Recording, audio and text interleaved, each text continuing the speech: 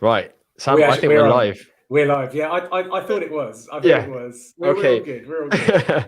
So for anyone who's obviously tuned in at the beginning, firstly, thank you.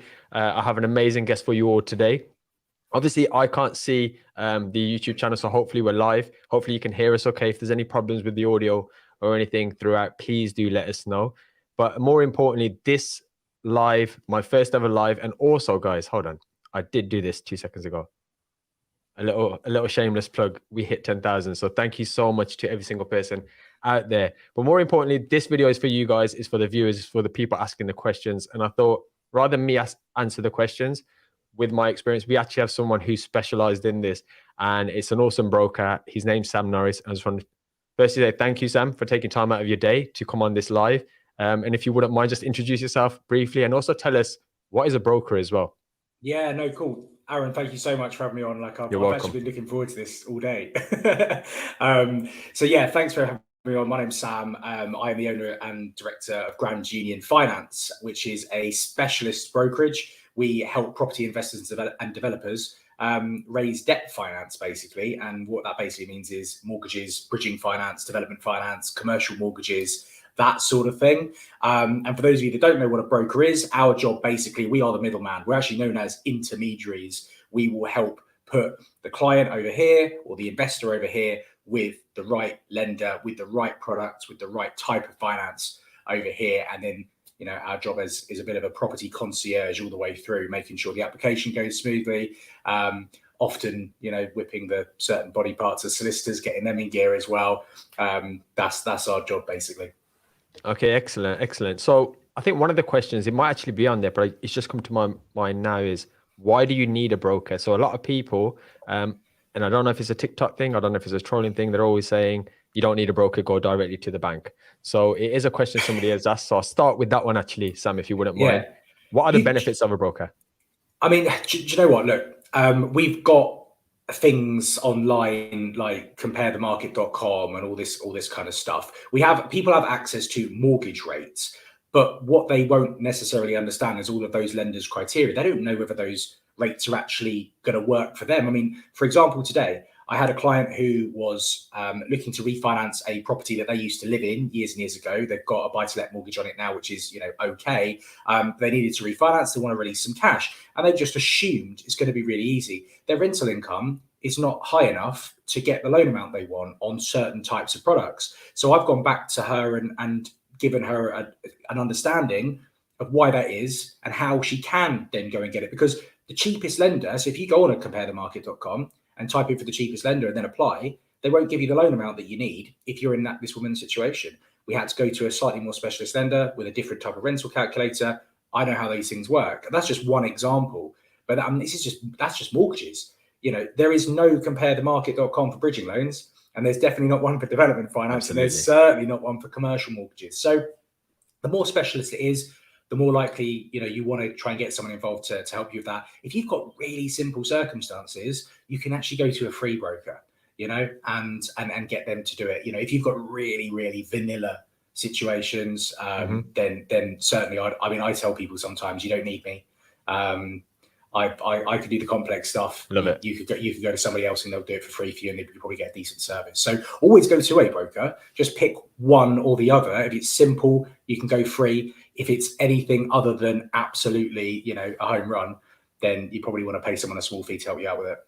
Love that, Sam. And that is actually a sign of a good broker, guys, for anyone watching, if they send you away sometimes as well. So I've met some bad brokers and I've met some very good ones. And one of my favorite brokers, other than yourself, of course, is somebody who's essentially looked at what I've got and he said, Aaron, I can't beat this, or you'd just be paying me essentially for my time.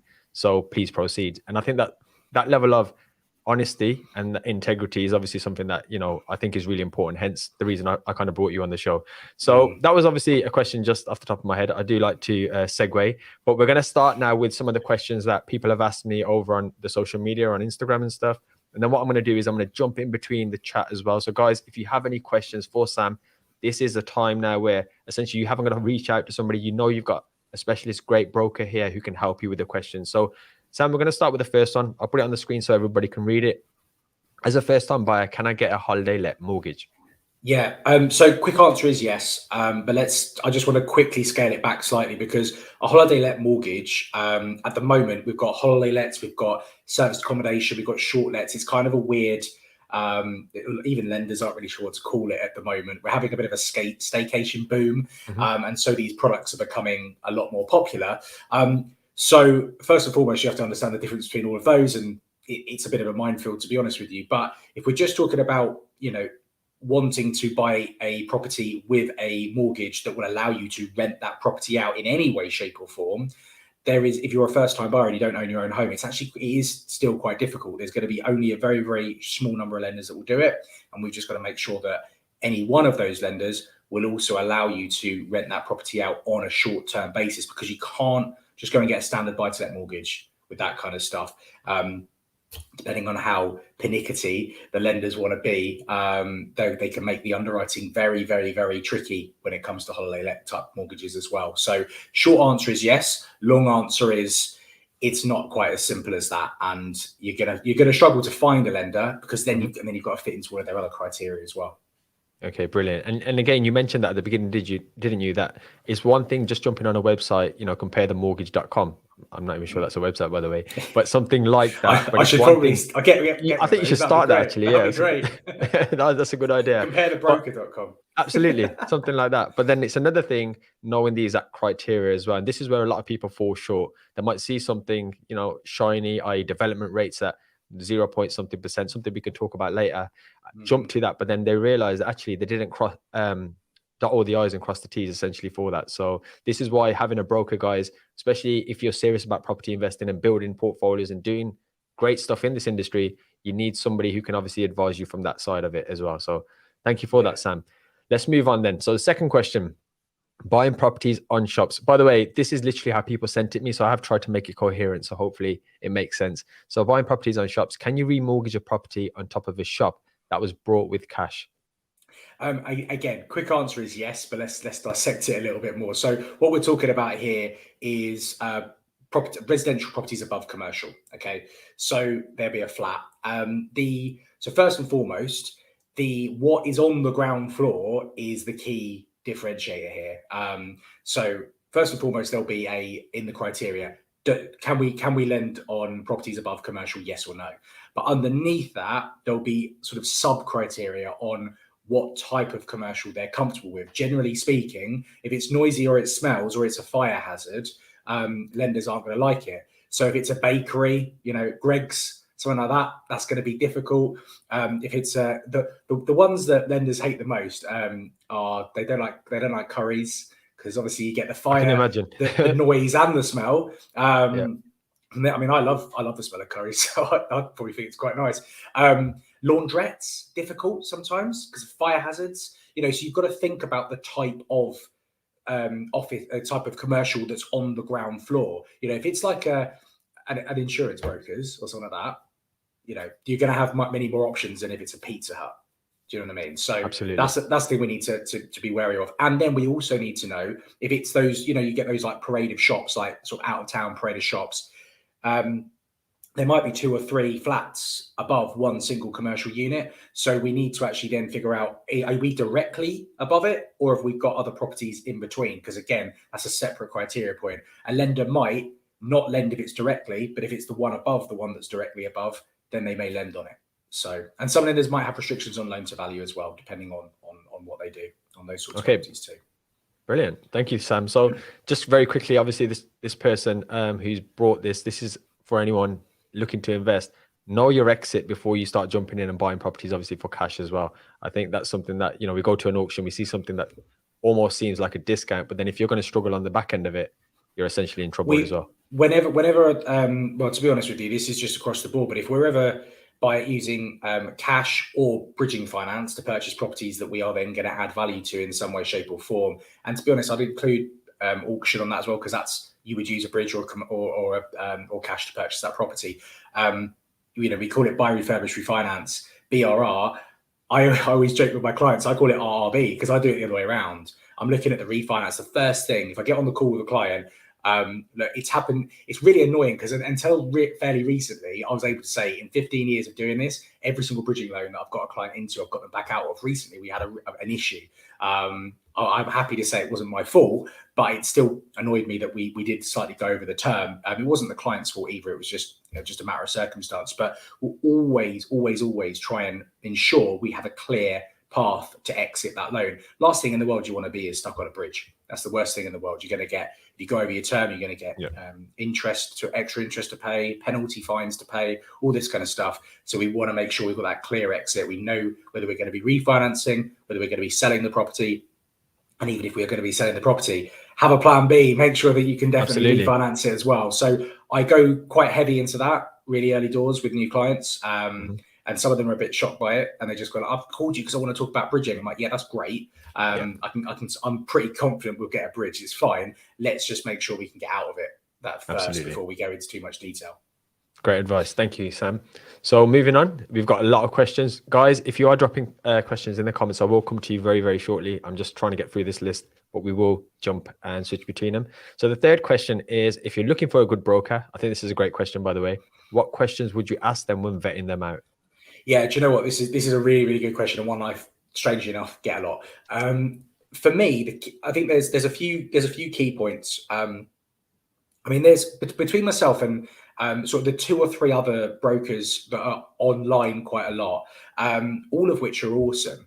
I say to people, you've got to like them first and foremost. Go and do your research. I personally think any decent broker does put themselves out there online, does really show what they're all about, because that gives you the opportunity to get to know them. There are people genuinely out there that will be watching this right now thinking, that guy seems like a bit of a knob. And that's fine, because there's going to be somebody else who's got just as much knowledge as me, who they will just get on with that bit better. So I think first and foremost, you've just got to get on with them. These are people you are going to, if you're planning on being successful in property, you're going to be speaking to this person for a long time, and pretty frequently as well. So you want to be able to get on with them. The second thing is you need to find someone that actually has a genuine knowledge for your area or your strategy. If someone comes to me and wants a residential mortgage, yes, theoretically, can I do it? Will I be able to do it, to a decent degree? Yeah. But I'll be honest with you, more often than not, especially if I'm a bit busy, I will say to them, look, I'll be honest with you, there's probably somebody slightly better for this, and I will have other people that I can recommend. But my area of expertise is helping investors, is helping them grow their portfolio. I understand the strategies. I know what BRR is. I know what commercial to residential looks like. I know the figures on BRR and bridging and, service accommodation, social housing, all these types of property strategies I know inside out, back to front. And so, you need to find a broker that has that area of expertise and understands that market. This whole, a lot of the standard is, they've got to have access to the whole market. A lot of brokers in the specialist space will have access to the whole market. And to be honest with you, when it comes to things like bridging and development finance and commercial, a lot of it comes down to relationships anyway. I might have a relationship with one lender and another broker has a relationship with another lender.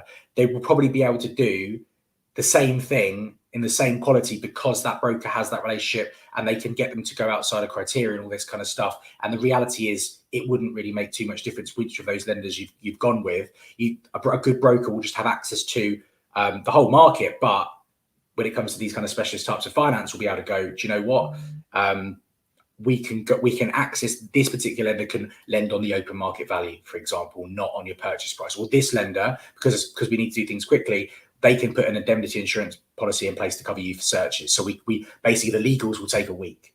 That kind of stuff. Just knowing that you have access to those kind of lenders. So market access is important. But to be honest with you, if you've got a broker that's been in the game, I've been in the game 15 years. If they've been in the game that long, they should. I mean, if I didn't have decent relationships, I probably should have given up a while ago. You shouldn't be in the game. Exactly. So they're the kind of things to look at. But maybe, not necessarily a traditional answer. But for me, the two things are just, knowledge of an area of expertise in your specialist strategy that you want to do, and obviously just likability, because you're going to be dealing with them fairly frequently. Absolutely. That's one of the key points in property, not just with brokers, is likability. The next most popular question I get next to broker questions, even though I'm not a broker, is essentially raising finance. And I always say raising finance for myself is really, really easy, because there's a certain number of people I've been able to that essentially like me, and then they trust me and essentially lend me money. And if you can get yourself out there through whatever medium it is, social media, YouTube, whatever it is, you will essentially raise money, and you'll be very surprised. There's people out there with very, very deep pockets as well. Do you know what though, Aaron? You know, I'm not saying in any way, shape, or form that you're not likable, because of course you are. But the fact of the matter is, you are doing what every single property investor, to be honest, every single business owner, anyone that does things where they need the world to know what they do, they should be doing what you're doing, and to a lesser extent, what I'm doing at a smaller scale. You're telling the world that you know what you're talking about. You're giving free advice. You're giving value to people, but subconsciously you're also saying to them, hey, I know my stuff and I've got experience. These are the things I've done. These are the mistakes I've made. Absolutely. And every single person watching this should be doing exactly the same thing. Have a YouTube channel, have an Instagram account, be pushing this stuff out non-stop into the atmosphere for people to pick up on. And you will find it a lot easier to be able to go to somebody and say, hey, look, I've got a new project I need to raise some finance for, you know, can you help me out? Oh, by the way, here's my YouTube, here's my Instagram, if you haven't, you know, seen it already. And then they can suddenly go, actually, yeah, my money is safe in the hands of this person. So you're doing the right thing, 100%. Absolutely. Thank you. Great answer, mate. So just before we jump over to the comments for the live people, final question here. And then we got it's actually quite a funny one coming up after that. So I'll save that for a few moments.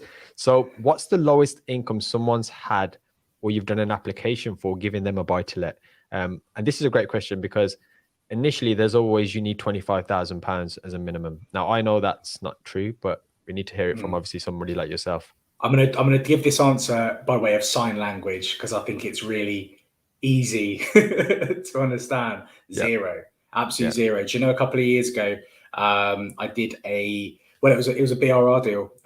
It was a bridge to let, which is a very particular kind of product. I'm not actually that much of a fan, but this was a particular situation. The client did not have their own home, so they're a first-time buyer, first-time landlord. Never had the experience of renovating a property. Their only income, if you can call it an income, it wasn't actually provable income because it was maintenance from an ex-husband, but it wasn't court ordered. So from a lender's point of view, it doesn't actually exist. And we still got it through. Okay, when we refinanced, like we moved it onto the term loan, it was like 5.6% for a buy-to-let. But you know, you gotta do what you gotta do. And for her, you know, I remember actually that situation. I was peeing myself, like worrying about actually, you know, telling her what she could get. And actually, when I picked up the phone and we spoke, she said, "Well, you know what, Sam? Look, it's either do it or don't. And ultimately, I want to build a property portfolio. This first one stinks a bit, but it is what it is. Like, I will cash flow still positively, just about." And in a few years' time, I'll refinance out when I've got some provable income. She was planning on going back to work part-time in the future, so I knew that we'd be able to get her a better rate once we came to actually refinance it. But you know, it can be done. We're actually doing a first-time buyer, first-time landlord mortgage for a client at the moment. What does he earn? Not a lot at all. In Northern Ireland as well, of all places. They're tricky. So these things can be done. It's just, you've got to think of it almost as a sliding scale. The harder it is, the more you're going to have to pay for it. I mean, it's not an exact line, but roughly speaking, that's actually how it works. So, absolutely. I mean, but even like in more normal circumstances, I've done buy-to-let mortgages for people that have like $2,500 income provable. Doing one at the moment, someone's got $9,000. I mean, they're self-employed, so they've got a good accountant. And so, you know, $9,000 they earn. But it's fine. A lot of lenders don't have a minimum income requirement, but don't confuse that with a lack of income requirement completely. Most lenders, as you say, they might have a 30, 25, 20, 15,000 pound minimum income requirement, but more and more lenders are actually removing that now, and they won't have that like cut-off point, but they'll just want to see that you actually do earn something. So if you have some kind of income, that's really, really helpful. If you have zero income, you're going to have not that many, but it is still possible.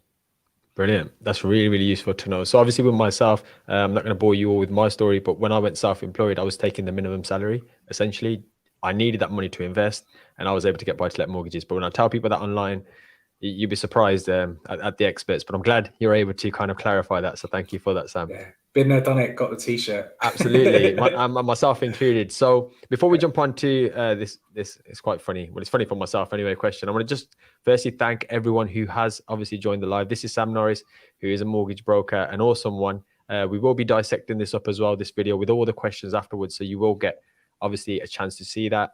I have put his link in the description as well, guys. So please do check that out. Obviously, over on his own YouTube, he's trying to grow that as well, and it's going to be an absolutely awesome channel. So I'm looking forward to that growth. Got some questions here from quite a few other people watching, and I just want to be respectful of their times for coming. So if you wouldn't mind, Sam, we're just going to free flow through some of these. Yeah, let's crack on. Okay, so we got Gareth. Do you want me to read it out for you? Yeah, I should do. I should be a good host, shouldn't I? Be a good host. Okay. Yeah. So Gareth asks, hey, as a first property investor, should I be buying in a personal name or limited or LLP? I'm viewing a property this week to set up as a holiday let. Yeah, really good question. And again, do you know what? I get this a lot. So as a sort of a side note or a note on this, I'm not a tax advisor, so I can't give tax advice, but I can certainly talk about the facts, if you like. So purely from a mortgage perspective, you're going to pay more for a mortgage if you're in either a limited company or an LLP. LLP is probably one of the most difficult ones. It's still possible, but you're gonna have the fewest number of lenders available to you. Limited company has fewer options than if it's in your personal name. However, most people, and people will get the wrong end of the stick with this sometimes. Let's not beat around the bush. Let's not sugarcoat this. We buy properties in limited company for tax purposes, to be efficient with our tax. And it's perfectly legal and it's perfectly fine. So we shouldn't be scared of it. What a lot of people think is that by setting up a limited liability company, that's what I get told all the time. Somehow it removes you. That terminology is old fashioned. It was limited liability companies were set up in like the 1500s when ships went to the New World. That's when the term limited company set up. That's not the case anymore. As a shareholder in that business, you are liable for that loan, and you will have to sign a personal guarantee and get independent legal advice in order to do that. The main reason that my clients will buy a limited company is for tax purposes, and it all comes down to, are you a standard or higher rate taxpayer? If you're already a higher rate taxpayer, you will have no control over that income going onto your personal earnings. So every single penny that you make out of that property is going to be taxed at the higher rate of tax. So you probably want to try and avoid that if that is the case. Also, the interest that you pay on your mortgage in personal name is not a taxable expense. It is a corporate expense, however, which means that if you buy a property in personal name and you've got a mortgage of £500,000, a mortgage of £500 a month, and your rent is £1,000 a month, you're not paying tax on the difference between the two. You're not paying it on 500. You're paying your tax on 1,000. So that could completely wipe out your profit, to be quite honest with you. But that isn't the case in a limited company. And of course, as I said before, you have control over how much of that money from that limited company that you pay to yourself. And actually, and this goes slightly off topic, I always advise my clients to try and push back the time that they're actually taking profit out of their property business, because the profit increases your ability to grow. So if you've got it in a limited company, you can get that money straight back out the door onto your next project. And again, it's a way of sort of pushing back when you're likely to be paying any kind of corporation tax or on that kind of thing, because if it goes back into being reinvested, there are ways and means of doing that. Like I said, if you genuinely want to know for your personal circumstances what's the best option for this, speak to a tax advisor. There's some awesome ones that are out there. Just have a look on Instagram and you'll find some really cool ones. In fact, I've got one coming up, and I'm going to be doing a live with one in the next few weeks. So yeah, seek out somebody that really does know what they're talking about, a tax advisor, tax accountant, and preferably someone that actually works with property investors, and they will be able to give you bespoke advice to yourself. Excellent. Thank you so much for that, Sam. And thank you, Gareth, for the question as well. So I'm just going to ask a few more. This is, again, a great question. Can you rent out a property without a buy-to-let mortgage? Yes, you can. By the way, I feel really clever because I know the answers to these, so it's nice. But obviously, I want to hear it from yourself. So thank you, Zishan, for the question. Well, mate, if I get any wrong, just let me know. Yeah, I will do. So yes, you can. If you have a residential mortgage, so what a lot of people will do is they might want to rent out like a room to a lodger or something like that. You have to be cautious that you don't rent out more. If you want to do that, you can't rent out more than I think 40% with most lenders of your entire property. But if you had a 3-bedroom house and you're there on your own, I don't know, recently divorced, kids have left or whatever, then you've got a couple of rooms, feel free to rent them out. You can do that. If you are going to be renting out your whole property because you decided to move back in with the parents or move into a friend or move abroad, you can get consent to let from your current residential lender. They will do one of 3 things. They'll either say, yeah, no worries, here you go, consent to let there. They'll send you a letter to confirm. They might charge you a small fee to do so. It's a bit old fashioned. I haven't seen this in a long time, but back in the day, I've been a broker a long time when I started out, when Victoria was on the throne. Sometimes they would increase your interest rate. That doesn't really happen anymore. It's usually one of the first 2. They'll either say, yeah, no worries at all, or they'll just charge you a small fee. Just unmute myself. Thank you, Sam, for that. So next question, I just want to quickly just reiterate, will this video be live? We will be keeping it live, and myself and Sam will be sharing it across our socials as well. And I will dissect it for the questions as well. So guys, I'm just going to run back to some other questions that people asked who couldn't, unfortunately, make the live. Sam, I'm sure you know the answer to this, mate. So this person is asking for a friend, and he's got OnlyFans on his bank statement. And he's reiterated he's asking for a friend. Is this okay? Yes, it is. So there's a few things that aren't good on a bank statement. OnlyFans is fine. Look, I'll be honest with you. I mean, I've seen a lot of bank statements in my time. I mean, do you know what though? So people have been saying that I should set up an OnlyFans site, not because they want to see anything naughty, just because OnlyFans is so much more than what everyone thinks it actually is. So don't get too concerned with it. I actually spoke to someone recently who makes all their money on OnlyFans. And we were able to find her a mortgage. She actually lost out on the property in the end, which is a bit of a shame. But she does incredibly well on there. But yeah, it's fine. But there are a few things that you probably want to avoid showing up on your bank statements. Please share those. Payday loans are like a absolute no-go. That's going to cause you loads of problems. In fact, most lenders will just say no straight off the bat. That is like, you have no control over your personal finances, and that's what really scares lenders. Another one, gambling sites. If you're gambling a lot, you're playing online poker, you're doing all this kind of stuff.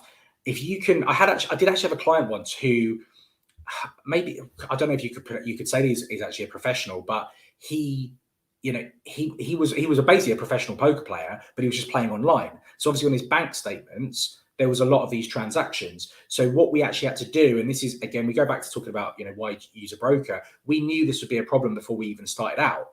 So we put together a story to show that actually this income he was declaring to HMRC, first and foremost. He was actually running everything completely legitimately. And we had to show, when he set up these accounts, how he was playing, what he was doing, and all that kind of stuff.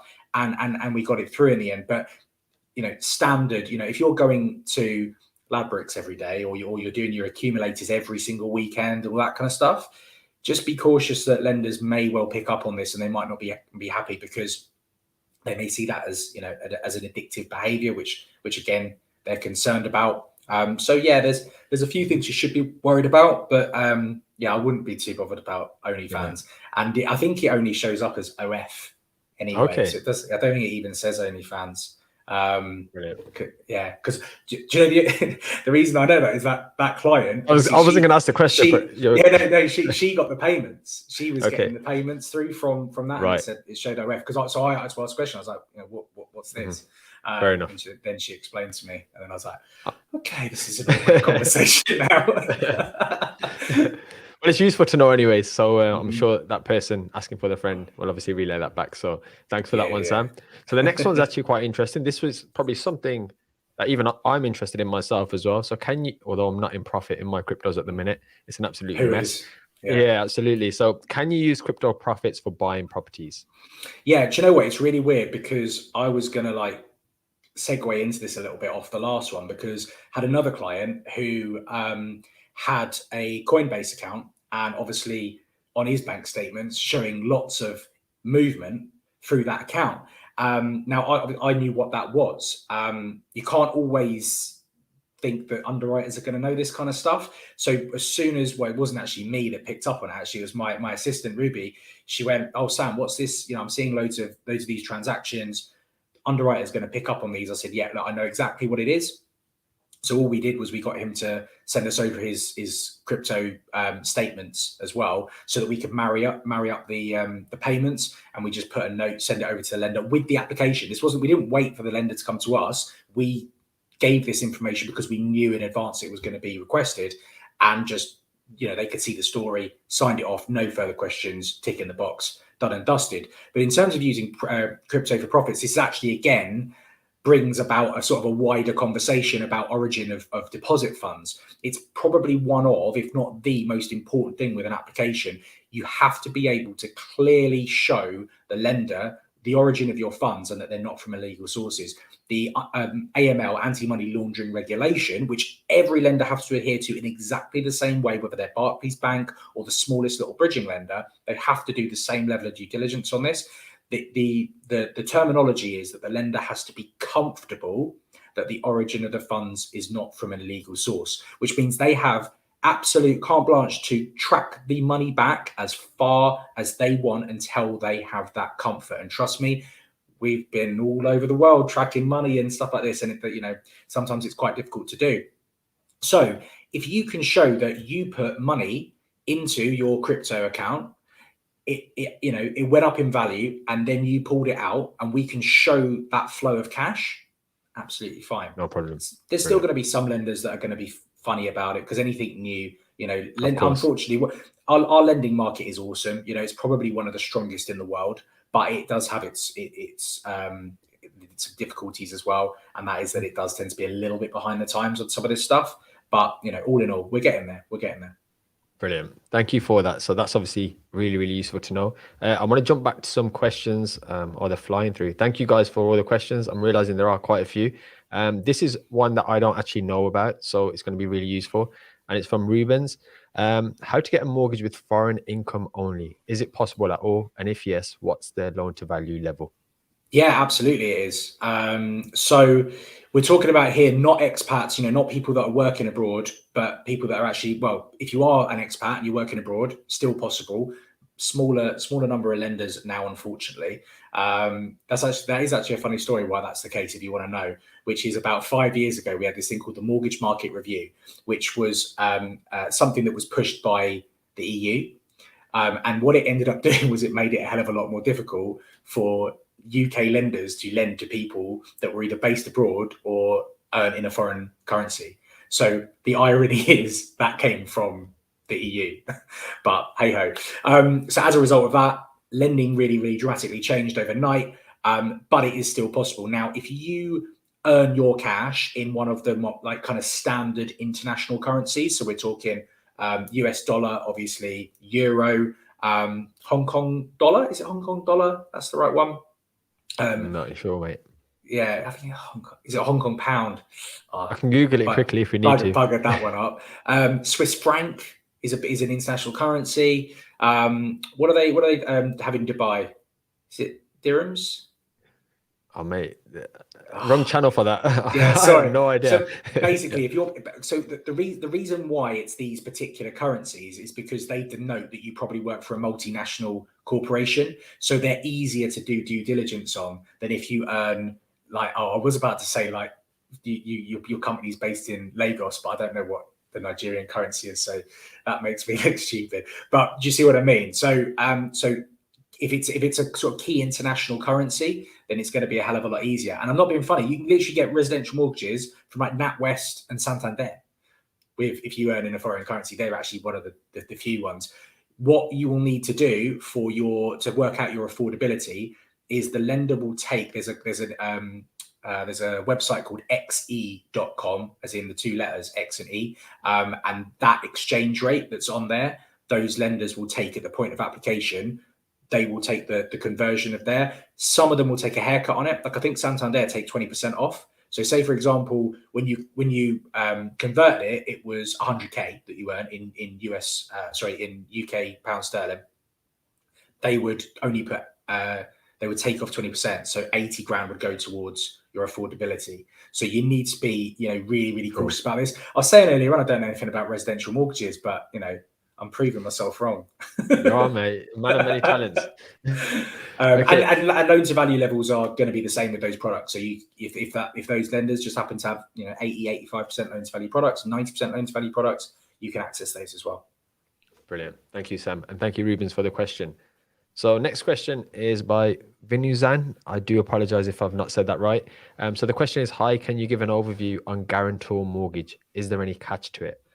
Yeah, And sorry, Sam, just very quickly, just in case nobody knows what that is, would you mind just trying to explain that, just to put you on the spot? Yeah, no, it's fine. Again, it is residential mortgages, which isn't necessarily my forte, but so basically what it is if maybe you're a couple, young couple, and you're looking to get onto the property ladder, and the incomes that the two of you have are not just quite enough from an affordability perspective to allow you to borrow what you want, you can have a guarantor. So it could be a parent, something like that. Usually it needs to be an immediate family member that can essentially sort of bolt on to your application and say, I will guarantee this mortgage.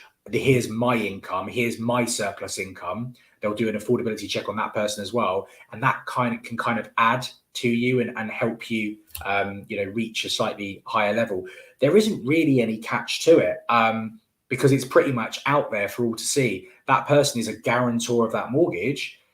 If you default, that person's liable just as much as you are. If the couple that are buying the property, I don't know, run away or go to another country, that person's left holding the keys and that they've got to be in charge of it then, and they will be liable for that mortgage. So no real catch, because I think it's it's pretty obvious that what the ramifications are. But that effectively, in a nutshell, is what it is. It's just allowing someone else's income that's close to you to help support your affordability. Brilliant. Thank you, Sam. And thank you for the question as well. So next one, before we jump on to the questions from Instagram, is by Vithusan. Again, apologies if I butchered the name there. So, hi, will my first time benefit go if I purchase a property through a limited company, i.e. buy a property through a limited company, then try buy a property in my own name? Will my first time buyer be affected?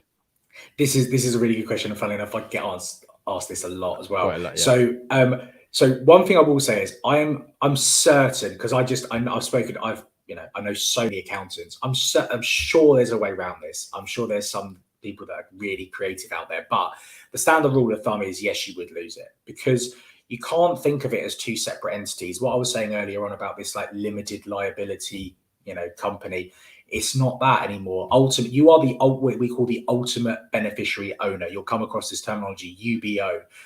And whether you own the property in personal name, whether you own it in a limited company, it's you. The buck stops with you. So you own that property, because this comes into play as well when you think about things like how big your portfolio is, because certain lenders will have limitations on how many properties they're happy with you owning in the background. When they're talking about that, it's all properties you own in the UK. So whether you've got it in limited company, whether you part own it with somebody, whether you've got 3 or 4 different limited companies with loads of different joint venture partners, you own all of those properties. Therefore, they are, they're all part of your portfolio. So yes, my understanding is if you purchase property through a limited company and then subsequently look to go and then purchase a home for yourself, I believe you will lose your first time buyer privileges and you'll need to pay the surplus of 3%. But speak to a good accountant about whether there's a way around that. Also speak to good solicitors, because ultimately they're the ones that actually pay the stamp duty for you. The money, they will tell you how much is owed. So they'll probably be able to direct you as well. Brilliant. Thank you, Sam. And thank you for the question. So the next one is from Sweetie A. Can you get a first buy-to-let mortgage whilst working for an agency? Yeah, absolutely. So I guess this kind of goes back to the income bit that we were talking about earlier, but you just need to be able to prove your income. Lenders, although with buy-to-lets, and again, this is a common misconception, I guess for me, because I've been doing this for so long, it seems really obvious, but I get asked the question a lot about, how much can I borrow on a buy-to-let, that kind of stuff. How much you can borrow on a buy-to-let is not down to your personal income. It's down to the income that the property generates. It's about the rental income. Your personal income requirement is a completely separate criteria point. So you need to get the you need to sort of have a look at the lender's criteria for your personal income. So first and foremost, do they have a minimum income requirement, as we were discussing earlier? And then if they do, or they do have some kind of income requirement, what do they deem as provable income?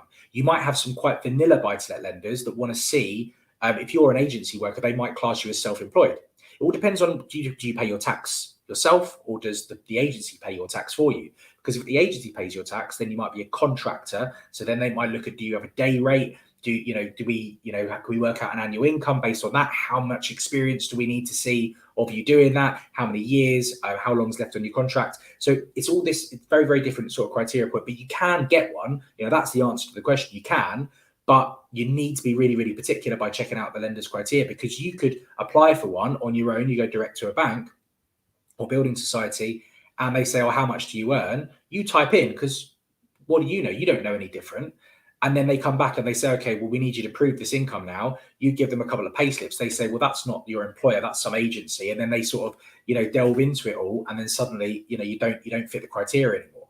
So it's really, really important. The income side of things can be quite tricky with lenders. And to be honest with you, actually, on a side note, the kind of lenders that, I would probably say 80% of all the mortgages that I apply for my clients are through a limited company now, just because I'm in that specialist part of the market. And those lenders just are so lax when it comes to personal income. They really aren't that as bothered as the more kind of traditional lenders like your Barclays and your NatWests that will lend to people on, in personal name. They'll give really, really good rates, but they will be incredibly pernickety because they're set up to do residential mortgages, guys. High street lenders are not set up to do buy-to-let mortgages. Absolutely. Yep. They're there for residential, so they will have a similar kind of criteria, just because it's not worth their while to have a completely separate sort of criteria list. They'll piggyback their residential underwriting, basically. Brilliant. Thank you, Sam. And thank you, Sweetie, as well. It's nice to see you back on the channel. Another regular on the channel as well, we have Dave. So he's asked the question. I know you're typically not supposed to house family members in a buy-to-let, but are there lenders who are willing to allow this? Yeah, Dave's absolutely spot on. It's traditionally it's kind of frowned upon. Now there is actually a genuine reason for this, and I think it's a good reason, to be quite honest with you, which is that if you think about it, you're a landlord, and on one of your properties is rented out to a family member, and another property that you've got is rented out to just Joe Bloggs off the street, never met them before, they're just your tenant. Let's say that both of them can't pay their rent 1 month. Which one are you likely to give a hard time to? Don't forget, buy-to-let lenders, and again, we've been discussing a lot about sort of your personal income and all that kind of stuff. That's just a criteria point. Their payment of their mortgage is fundamentally determined by how much rent you're going to be getting on a monthly basis. Lenders have rental calculators that kind of stress test this, because they're factoring in the fact that every year on average you might have 2 months void periods. Voids. because somebody is moved out and you've got somebody else coming in. That's why they stress test the rental income on the rental calculators. So they're concerned that you're going to be a soft touch if your nan who's in one of your properties can't pay their rent 1 month. You're not going to be going around there banging on the door going, right nan, off you go, you're out, here's your eviction notice. You're not going to do it. So the lender then sees that as a risk to them being paid their mortgage. There are lenders that do it, but they may have certain other things in place, like they might have a higher a sort of a slightly different rental calculator that they use, stress test it that little bit more. You might have to fit a minimum income requirement to show that actually you could pay the mortgage on your own. There's various different things that they do. It's quite a niche type of criteria point, so it's difficult to remember every single part of it. But in terms of answering the question, yeah, it is possible, but there are obviously a limited number of lenders that are comfortable with it. Excellent. Thank you, Dave, for the question, and thank you, Sam, again for the awesome answer. So we are flooding in. So Sam, I hope you're in. You got nothing booked after this, guys. I just want to quickly say, so firstly, thank you obviously for everyone who is still with us. If you wouldn't mind obviously smashing that like, it helps get this out there, and I'll obviously help Sam as well. We're trying to grow Sam's channel as well over on YouTube. I'm going to try and get through every single one of these questions. So Sam, shameless plug here. Maybe if we, like I said before we started, I'm going to try and condense your answers between 60 to 60 seconds Yeah. to 2 minutes. And then obviously, guys, what I would recommend is you go and follow Sam on Instagram. I think T Changa made a great point here that if the questions don't get answered, but I will try my best to obviously answer them, you do a live on Instagram as well. So please do follow myself and Sam over on Instagram as well. We'll link those. Sam, if you want to just quickly share yours now, actually. Yeah, it's just the Sam Norris. So I Nice didn't want to to get confused with any other Sam Norrises out there. I'm the So Sam this is Norris. the one, right? This That's is the one. absolutely And excellent. This is the on main one. YouTube as well. If you just search my name, I'm the first thing that comes up. I do it every day because I'm sad like that. Excellent. Just check. Brilliant. So thank you, obviously, for T Changa for sharing that as well. So we will try and get through everything, and obviously I'll dissect it for everyone as well. Mm-hmm.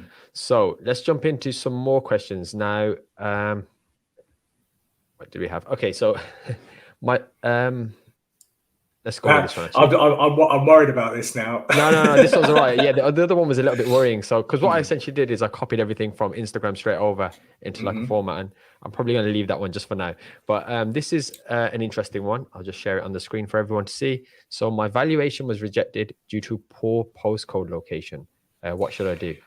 Oh God, don't get me started on surveyors at the moment. Yeah. driving me nuts. But do you know what?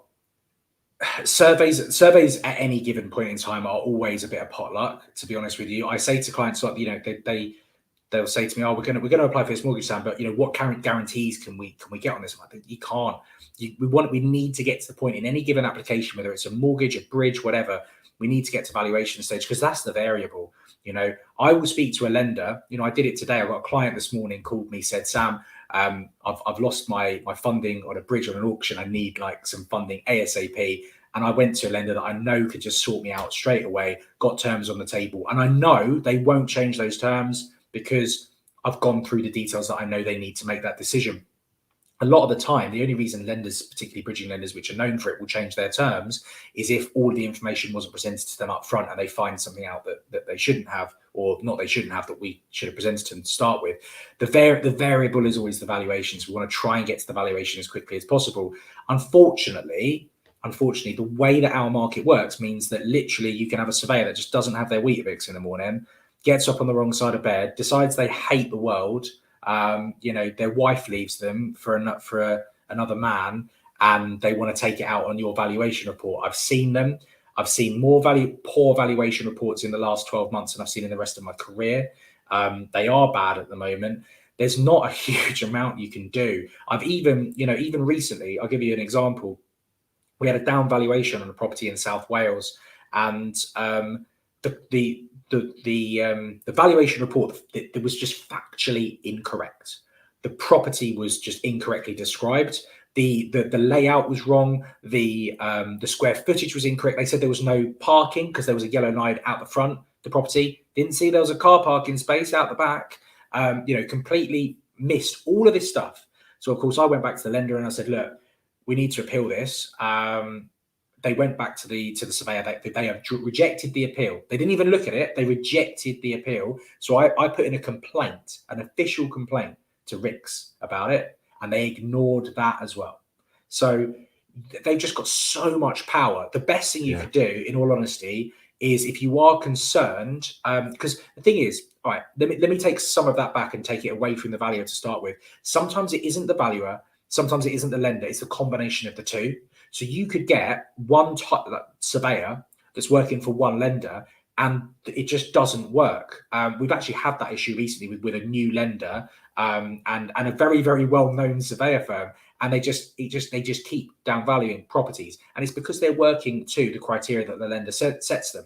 So one thing that you can do with certain surveyors, if you are concerned, I wouldn't necessarily do this on every single time because I don't think it's necessary, but for this given situation, go and find another lender that uses a different surveyor and actually ask the lender if they can give you access to the surveyor for you to say to them, "If I have a property in this postcode, are you going to reject? Are you going to give a zero valuation, or are you not going to regret this?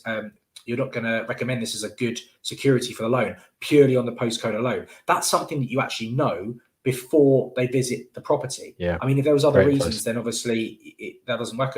That doesn't happen. But this is something you do know in advance. So anything you know in advance, you can try and sort of, cover as best as you possibly can. This is one of them. So yeah, you're probably not going to get anywhere on an appeal on this, but when you're looking for a different lender, different surveyor, ask ask your broker, ask your lender, who's the surveyor. Let's not go with this same surveyor. Let's go with someone that has a different surveyor, and let's see if we can try and get some kind of information out of them beforehand. There are certain surveyors that you can even call them, and basically you'll be able to find out who's going to be doing those kind of valuations in the area, and ask them, right, I'm going to be doing a refinance through XYZ lender.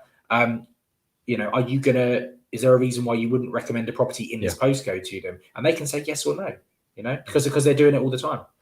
Absolutely. Brilliant. Thank you for that advice. And yeah, I can echo those sentiments. I've had some I've had some great valuations, and I've had some really, really poor valuations.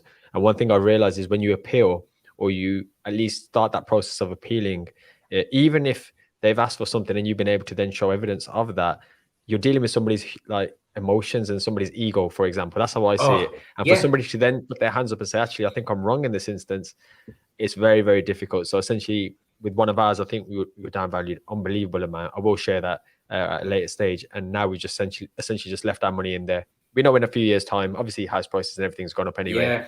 We'll be able to pull it out. It is just really frustrating because you're relying on how that person feels in the morning. And also, recently, I'm sorry to interject. Just one thing on that, which is that if you actually think about the whole process of buying a house, you've got all these different people. You've got agents, brokers, solicitors, lenders. The only person that works in that process that will get paid regardless of the quality of the work that they do is the surveyor.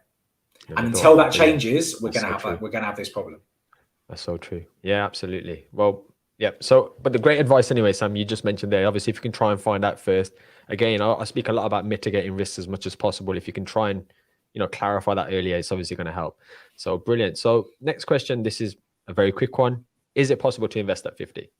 Yeah, absolutely it is. You can. What's the oldest age, if I just add to that, Sam, if you wouldn't mind, that you can potentially get a buy to let? There are some lenders that do not have an age limit. Okay. Genuinely don't have an age limit. Generally speaking, I would say that lenders 70, 75 is the traditional limit. So that's what your age will be at the end of the term. So if you're 50 and the limit is 70, you'd be limited to a 20-year term on your mortgage, which if it's interest only, doesn't actually make a difference. But there are lenders that will take you to 80, 85, 95, and some of them, like I said, don't even have a limit. People are living longer. So, this kind of stuff does need to be updated. So as you get older, your options will become more limited. But look, I've got clients that are in their 60s and 70s.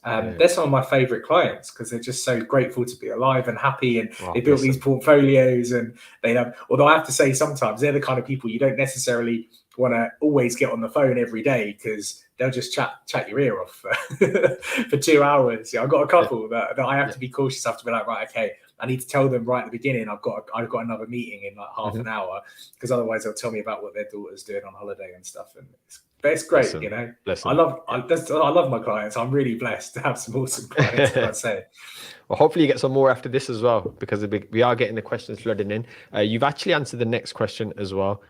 So we're going to jump straight to 11, and then guys, I will jump back to the comments as well.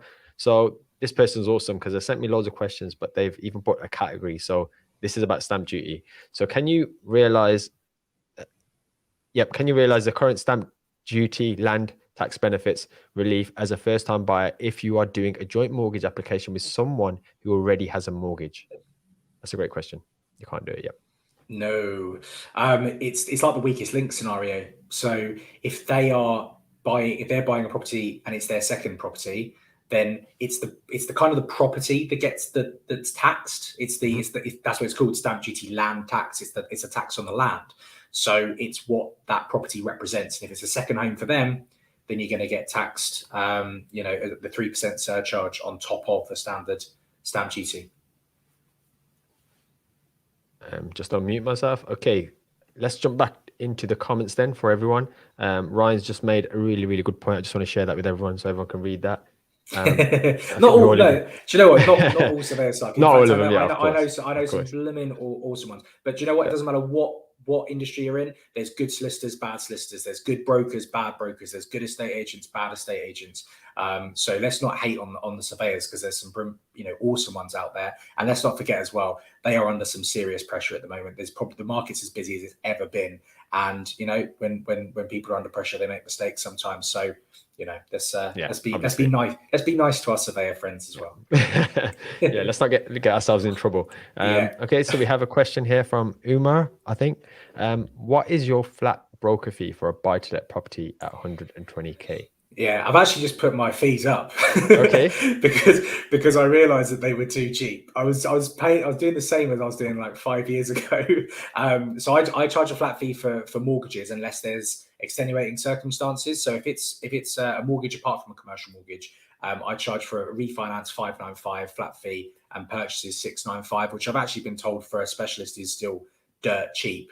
Most charge on a percentage basis. If the loan size is under 100k, we have to remember, people, that on average, the amount that we are paid by the lender, which is called a procuration fee, it's not called commission, it's called a procuration fee, which is basically a fee for arranging the mortgage for them. So we're doing a service for the lender, is about £350 per 100,000 that you borrow. So if you think how much time and effort goes into the application, the research, the due diligence, checking on your documents, actually doing the application itself, liaising with the underwriter, all this kind of stuff, on average, it could be sort of 30, 40 hours worth of work. So for 350 quid per 100,000 that you borrow, it's actually not very much. And especially if you've got a specialist knowledge and you're there advising the client in terms of their wider strategies as well, that's why we charge a fee, because we can't stack them high, do high volume, because if you're doing stuff that's easy, you don't have to charge a fee because you can do 100 applications in a month. I know a broker that did 50 applications a month. Now, if you think about how much time each of those clients got with that broker, minute. You're talking about an hour a month maybe. So we can't do that because I need to be able to communicate with my clients much more regularly than just an hour a month. Yeah. So because of that, we can't submit as many applications each month. That we've got that capacity. So we have to charge for our time in order to make it worthwhile. Otherwise, no point really doing it. Absolutely. And I just want to add on that just before we move on to the next question, which I'll just get up anyway. A lot of people have come to me previously and saying, "Oh, this broker's free. Let's use this broker." And one thing I always say is just be mindful of that, because for all you know, if he's free, he may still not be getting you the best rates or the best product. What he might be doing is going to the lender who gives him essentially the best kickback or something in the background. Whereas the best brokers I've worked with, they take a fee up front. It's normally fixed as well, essentially. So that way, they're just providing they're a good broker and they're doing the hard work, you're going to get them working to the best ability, rather than somebody who potentially says, "Look, I'm free," but then your overall mortgage term. Sorry, I'm losing my words here. Or even your initial fees and stuff are just through the roof. Yeah. Do you know, I wouldn't even, I'd really, really hope for the sake of my industry that there aren't any brokers out there that will choose a lender purely on how much they are paid. But that is just disgusting behavior. And I really do hope that no one does that. I don't even look at the prop fees, to be honest, half the time, much to my ex-business partner's disgust. But if someone isn't charging a fee, you kind of have to ask yourself why as well. Why can't they demand a fee? What is it that, are they inexperienced? Do they have knowledge of your strategies, that kind of stuff? I think, it's what was the old M&S thing? Reassuringly expensive for M&S. And I think the same goes for anyone that you are using in your power team, not just brokers, accountants, solicitors. I say to people all the time, if you're getting bridging finance or development finance, the last thing you want to do is skimp on your solicitor fees. Go and find the best solicitor that you can afford, because they are going to be worth their weight in gold. It goes for anything. Google have the best lawyers in the world. Why? Because they know that they get what they pay for. Absolutely. They have the best. In fact, I didn't mean lawyers. I meant tax advisors. Google have the best tax advisors in the world because they are worth their weight in gold to them, and they can afford to pay for the best. So always pay for the best that you can afford, in my opinion. Absolutely, especially with property purchases. You know how expensive they are. They're probably the biggest purchases you'll ever make financially. So, next question, Sam. House of Plum. Are you all right, Sam? By the way, how are you feeling energy wise? Yeah, I'm all good. I'm all good. I have to admit that I won't be able to stay forever, because I'm actually driving. I'm in the Midlands. I'm driving to London tonight. Right. Okay. I'm in the London office tomorrow. But no problem. Okay, so we'll just throw a few more then, if that's okay. Then maybe we could do a part 2 or something as well. 100%. That'd be awesome. Always up for that. Okay, so House of Plum asks, my in-laws would like to purchase a property and want to give us the deposit. What proof would the bank require, and what's the best way forward? Cool. Yeah. So there's two parts to this question basically, which is to do with who they are, and it's also to do with the origin of the deposit. So if you've got somebody that's willing to gift you or help you towards your deposit, most lenders will ask that you put together a gift letter, which will basically be from those people to the lender to say, "Hi, Mr. or Mrs. Lender. I used to say hi, Mr. Lender. Then I realized it's horribly sexist, so I always say Mr. and Mrs. now. Hi, Mr. and Mrs. Lender. We are gifting these people this sum of cash to buy this property. It's not a loan. We don't require it back, and we have no interest over that property.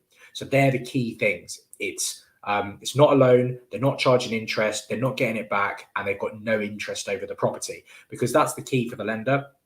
They don't want a third party, if they need to repossess, suddenly turning around and going, well, hang on a second. No, I put 10 grand into that property, so you can't just repossess it. You've got to go through me first, kind of thing. That's what they're scared about. So that's the first thing. The second thing is actually very key on the fact that they're in-laws. Most lenders will prefer that they are an immediate family member. So if you're buying with your husband or wife, which I'm assuming you are, then actually it's although they're your in-laws, they're their parents, and that's what we need to specify. If it's so recently we had a situation where, I mean, this was on a buy-to-let.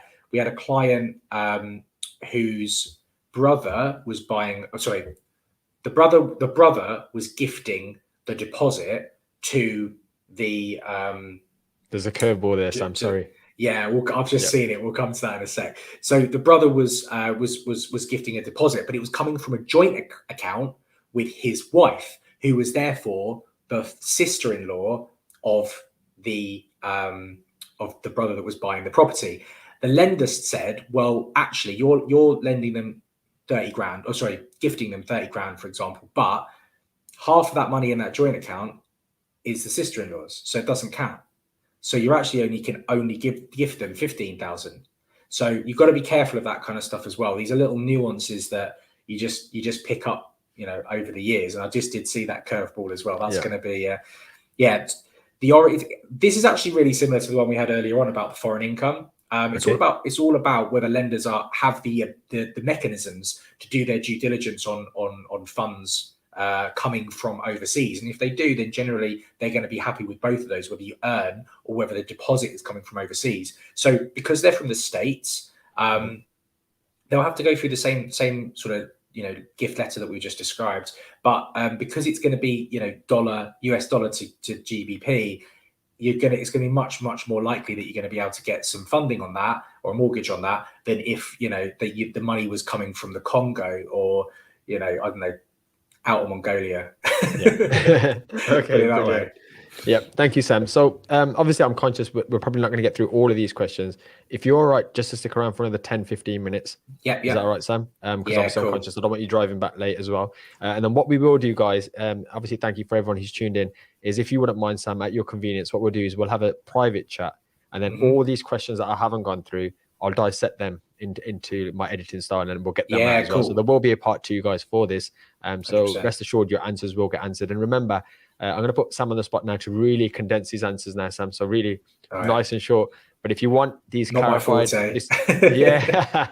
what I might do is just change the question on there, and that means your time's up essentially. If that's okay. But what we will do is definitely is when you want clarity on these questions, obviously follow Sam over on Instagram as well, where he does his Monday lives as well. And then obviously you can get a bit more detail. And to be honest, I do know most of these questions except for the foreign ones. So you can always ask me, but then get clarity and then obviously expertise from Sam as well.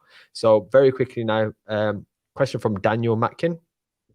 Can I get a buy-to-let through a limited company, even though I currently have a help to buy equity loan on my current residential? Oh, that's a really good question, actually. So I've heard different answers to this. Which is that sometimes with the help to buy equity loans, and by the way, I bought my first ever home with a help to buy equity loan. So, if you're thinking about doing it, then it's fine. We all do it.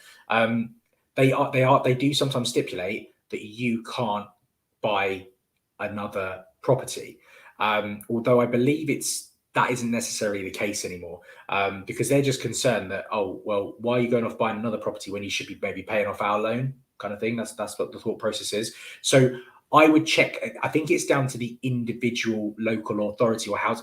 They're through the housing associations, aren't they? So check with your local housing association whether it's written into your contract that you cannot buy another property, or there might be a time limit on it. So sometimes I've seen there's like a 3-year time limit, or it might just be that you can't at all. So it's going to vary. It's not like a blanket, umbrella answer. It will vary on the local housing association that you actually got the equity loan through. Excellent. You actually finished just on time as I changed the question, Sam. So I stopped myself as you did it. No, that's brilliant. Thank you. Hopefully that answers your question as well, buddy. Joseph has asked, I'm a portfolio landlord and I've just quit my job. I'm not working currently and focusing on my property business. Can I apply for a residential mortgage with my self-assessment tax returns? Quick answer is yes. Long answer is it's going to be more difficult for you. Lenders don't like property income. It's ridiculous. I've actually seen lenders reject income from somebody who runs a construction company because they believe that this construction company is in the property industry, and they see the property industry as being, a bad industry. It's not. It's probably one of the safest industries historically that we've ever had. But yeah, it is a little bit more difficult. You'll be treated as self-employed, obviously, and best case scenario, they will take an average of your last sort of 2 to 3 years worth of income, and your personal income. Sometimes they're unlikely to probably take net profits from your business because of the type of business that it is. So it would be down to your personal income, but yeah, it's very, very, very widespread between different lenders, but a lot of residential lenders don't like them. Brilliant. Thank you. Thank you for that answer. Thank you for the question. So Royal Way 15 asks, this is a great question as well. If I buy a property with a lifetime ISA, can I convert the mortgage to buy to let? Can't find any info on this online, but you will find it on this channel. Yeah, you can. It's because once you pay off that initial mortgage, then that's gone.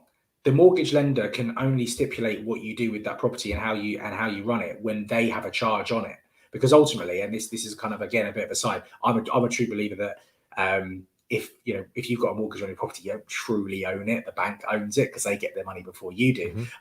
So if you buy a property with a lifetime ISA, and then further down the line you refinance that onto a buy-to-let, it basically just gets rid of that old mortgage. It's not residential anymore, and you're good to go. That's my understanding. I probably have to do a bit of digging on that, but that's my feelings on it. Okay, and Sam, thank you for that answer as well. So we're going to end it on probably this question, and basically it's a shameless plug as well because I have a video coming out on it tomorrow. But it'd be interesting to know from somebody who works in the intricate side of it with the lenders and knowing how they see the market currently moving forward, and the level of risk and maybe the fear that they're seeing with the economy. Nice and simple. Will the property market crash soon, in your opinion?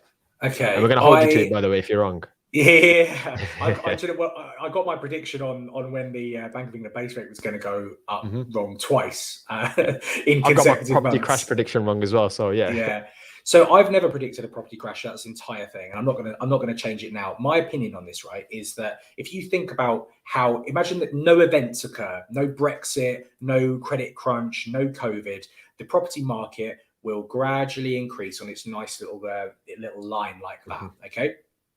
When an event occurs, it pushes it off that trajectory, a little bit like Back to the Future with the doc going off in his chalkboard, if you remember. That's what will happen. So we had COVID, and what happened was for a short period of time, no one could buy houses. So there's like this coiled up, we need to buy houses. And then suddenly we were let off the leash. It's like, and the market just went to the moon, and it was nuts. And then what happens is if the what caused that event to happen just goes, it will try and find its way back to its natural curve, in my opinion. And what's happening, so the longer that actually COVID and the issues went on and the growth in the market continued, the less of the likelihood it was that we were going to have a crash, and more that we were just going to have maybe a period of stagnation, or it was just going to have a bit of a dip. So the longer this goes on for, a lot of, the government have been criticized for a lot of things, but the things that they have done is they've helped support businesses. Okay, yeah, we're all going to get taxed as a result, but it's kind of stretching it over a longer period of time. Furlough was pushed and pushed and pushed and pushed, which meant that, although the figures for unemployment were still relatively high, it wasn't just a spike that happened that then had a real quick negative impact on the market. So I don't think we're going to have a property crash, not as a result of the end of COVID and all that kind of stuff. Anyway, the bubble has to burst. It's just natural economics. We live in a what they call boom and bust economy. We're in a Western capitalist state. We live in a boom and bust economy. So a bust is going to be coming at some point, but no one, I guarantee you, no one can predict when it will come, but it won't be as a result of COVID and what has happened.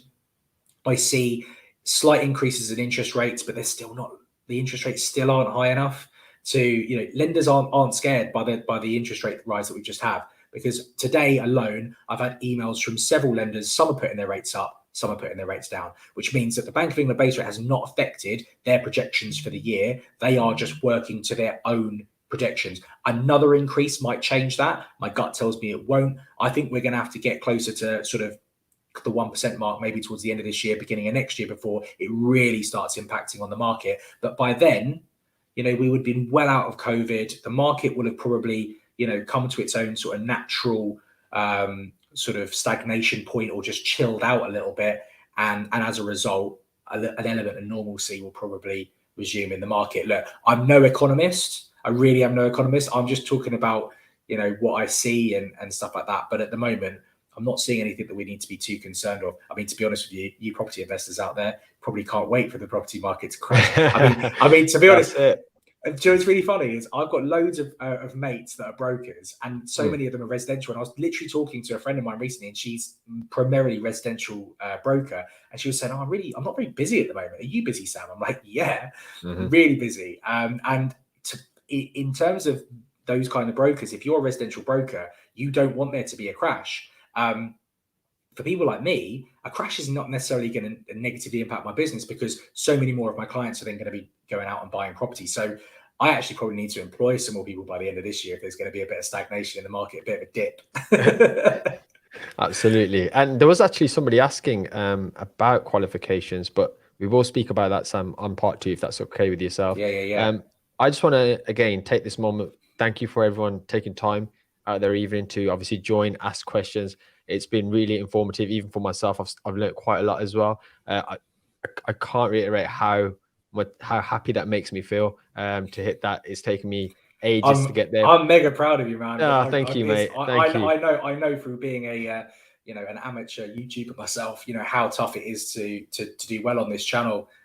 So that, honestly, that is an insane achievement. Thank you. Absolutely insane achievement. And of course, guys, please do obviously subscribe to Sam's channel as well. Follow us both over on Instagram. Shameless plug. I try and do Q&As. I don't necessarily do videos, but Sam, he's always live. I try and join it when I can as well, and it's always, again, really informative. As a property investor for myself, I need to be understanding as well what's available out there, what things I can potentially do. So I'm always trying to learn. I'm an avid learner in this space. Hopefully, guys, you all found this useful. Sam, any parting words? Put me on the spot. I kind of didn't know what to say then. keep buying property. Yeah, absolutely. Guys, please do follow Sam. And again, thank you so much for taking your time out of your day. And obviously, Sam, yourself as well. You've got a drive to London, so it's very kind of you sticking around as well. No so worries, late man. With us. Lucky you told me, otherwise I think we would have been here all night, guys. No, I would have been here all night, because I can chat. So yeah. So thanks, guys, and I appreciate all the questions. They've been genuinely really, really good questions. Brilliant. Guys, I'm going to close the show there. So thank you, as always, for taking time out of your day when you could have been doing anything. But you chose to spend a few moments with me, and that makes you pretty awesome. So until next time, guys, thanks for watching.